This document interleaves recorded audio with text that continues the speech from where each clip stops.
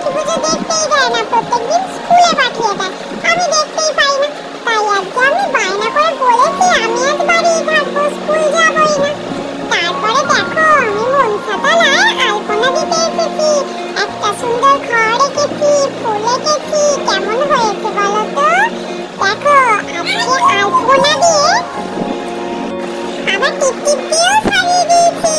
এই দেখো আজকে আলপনা দিয়ে আমি গোটা মনসা বেদিটা সাজিয়ে দেবো, সাদা সাদা হয়ে ফুটবে, কত সুন্দর লাগবে বলো তো?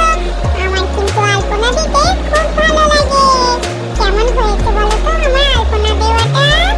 একটা কথা জানো তো, আমার মা আর ঠাম্মি আলতা পরছিল, আমাকে কিন্তু আলতা পরতেই দিচ্ছিল না।